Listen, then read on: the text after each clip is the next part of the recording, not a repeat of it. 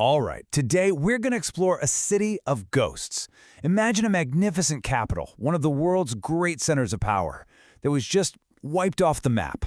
This is the story of Ayutthaya, its incredible rise and its devastating fall. You've probably seen this image before, right? It's one of the most famous shots from Thailand. This incredibly serene Buddha head, just kind of cradled by the roots of a giant banyan tree. It's a powerful symbol of nature taking back what was lost. But here's the crazy part. This exact spot, this was once the heart of a massive empire. We're talking a city of 1 million people. So, yeah, how did it end up like this? What on earth happened here? So today, what's left of that incredible capital is now known as the Ayutthaya Historical Park. And this isn't just some local park. Its importance is so huge, it's been named a UNESCO World Heritage Site. That puts it right up there with the pyramids of Giza, the Great Wall of China. It's considered a treasure for all of humanity. That's how significant this place is.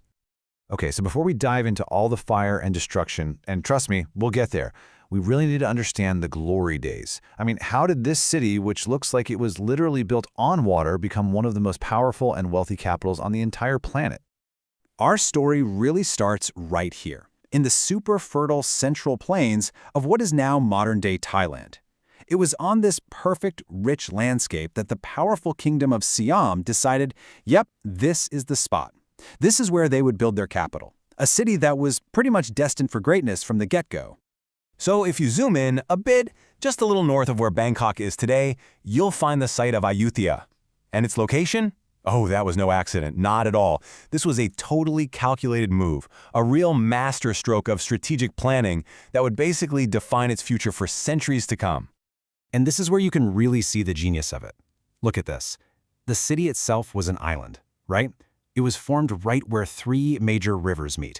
And that wasn't just to make it look pretty. No, this was a brilliant defensive move. The rivers acted like a natural moat, making it super hard to invade. But at the same time, it made it the perfect hub for ships and global trade. So you've got a fortress and a bustling international port all wrapped up in one. Absolutely brilliant. And the result? Well, it was a golden age. We're talking over 400 years. Just to put that in perspective, that's longer than the United States has even existed as a country. For all that time, Ayutthaya was the glittering, thriving capital of Siam. It was a global hotspot for art, culture, and trade. But, King Ramathibodi I didn't just show up and build on empty land. Oh no. The history of this spot goes way further. We're talking as early as 850 AD when the powerful Khmer Empire already had a stronghold here. So when Ayutthaya was officially founded in 1351, it was really being built on top of centuries of existing history. The roots of this city go deep. All right, and now we get to the dramatic turning point. This city that seemed totally invincible, the one that had flourished for 400 years, it was about to face its absolute darkest hour. Ayutthaya was no stranger to conflict. The Burmese had actually captured the city once before, way back in 1569. But that time, the city was mostly spared. The buildings were left standing. This time, though, it was going to be tragically different. I want you to remember this year, 1767. Just let that sink in. After centuries of prosperity, after countless kings ruled from these incredible golden palaces, this is the year it all came crashing down. This is the year the magnificent capital of Siam was, for all intents and purposes, erased from existence. The invading Burmese army came back, and this time it was for a final, devastating blow. They didn't just conquer the city, they systematically annihilated it. Golden palaces burned to the ground, temples stripped bare of all their treasures. And then, in a final, brutal act, thousands upon thousands of Buddhist statues were decapitated. It was, quite literally, the end of an era. But believe it or not, the story doesn't end there, in all that fire and ruin. Because out of those ashes, Ayutthaya would eventually be reborn.